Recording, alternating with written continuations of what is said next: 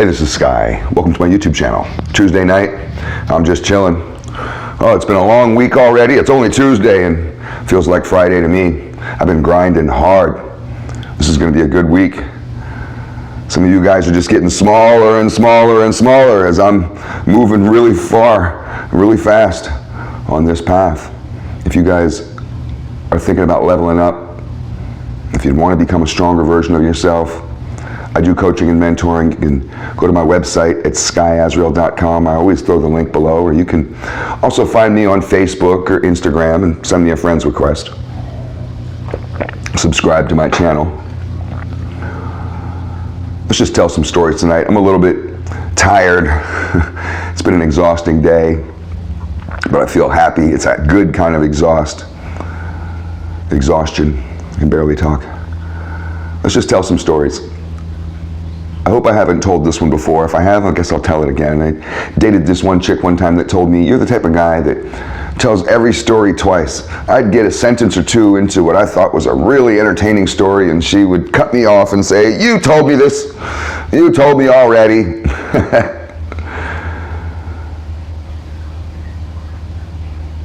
So if I've told this before, I guess I'm telling it again. The Chinese food that I made tonight, I walked up some Chinese food, reminded me of a night many, many, many years ago in Hollywood. Let's talk about the 18th Street Gang. Now, 18th Street is a well-known super gang, and there are mortal enemies all around Central and South America and United States with MS-13, but they may have other enemies as well. I think MS-13 gets more publicity, but 18th Street is no joke. And in California, they're very big. In the California prison system, 18th Street has their own little car. They don't run with the Mexican mafia, they have their own thing. And these guys are pretty hardcore. I've never known anybody in that set, and I've never hung out with them or done business with them or anything in all my many years of being a criminal. I had very little interaction with 18th Street for some reason. I never even knew where 18th Street was, and I'd always wondered, where the hell is 18th Street anyways? They have grown so far beyond 18th Street. They have tens of thousands of members. They're an actual super gang. And these guys only get 18s tattooed on them. The ones I've seen, this is back in the old days. And you see these guys wearing like a number 18 jersey from the Raiders or something. And then they'd have an 18 tattooed on their face, like their whole face would be an 18, or the top of their head. They'd have a big 1 and an 8 and a big 18. They'd just be covered in 18s. I used to see them on Hollywood Boulevard cruising around all the time.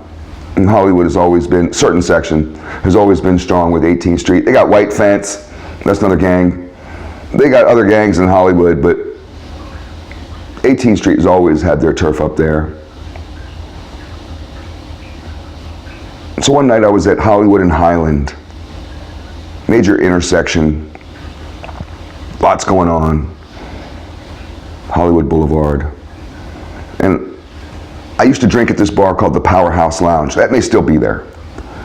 It's a little dive bar. It was a good time though. I would go to the Powerhouse because it was only a block away from my apartment. I lived in a 1-bedroom apartment with 3 dudes.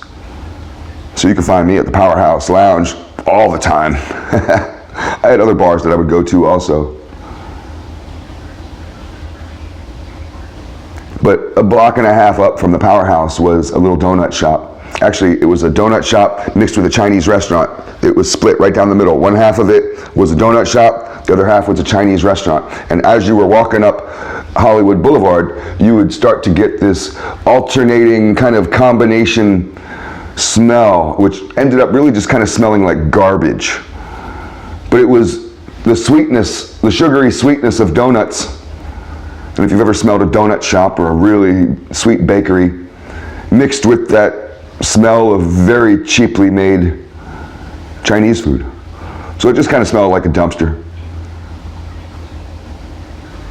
But the neighborhood back behind that little restaurant is all 18th Street. They run all that. At least they used to. And I would go up there regularly, go to the powerhouse, get drunk, on my walk home, stop off and get some food.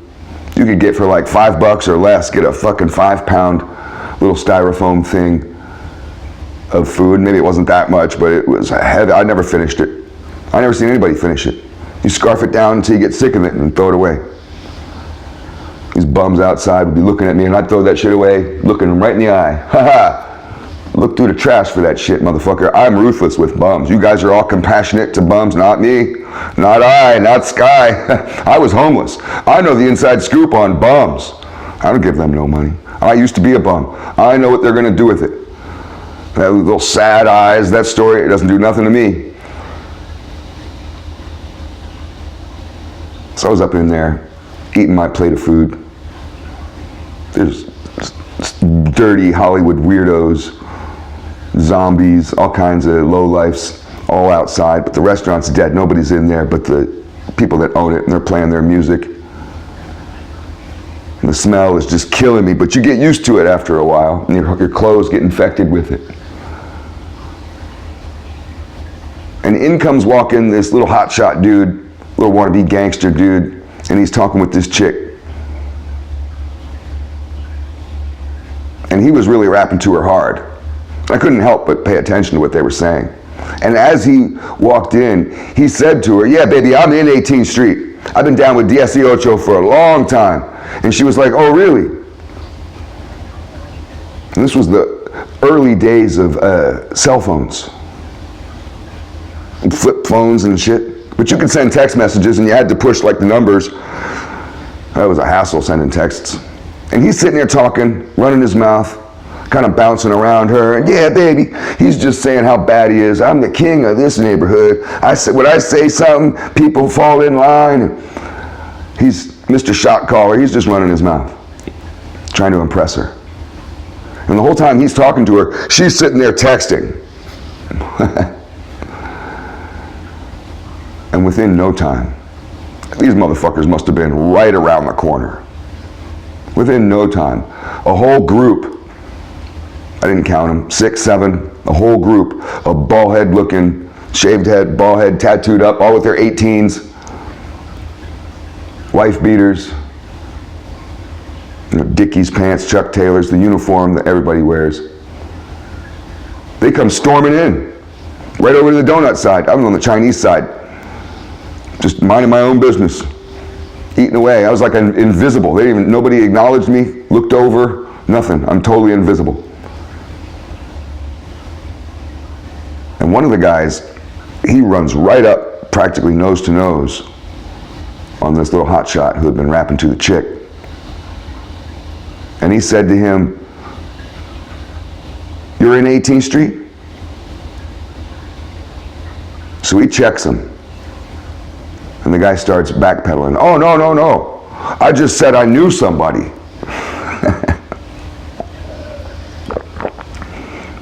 But these guys weren't having it. And this chick, I don't know what she told these guys, but she set the whole thing up. They weren't taking any excuses from this guy.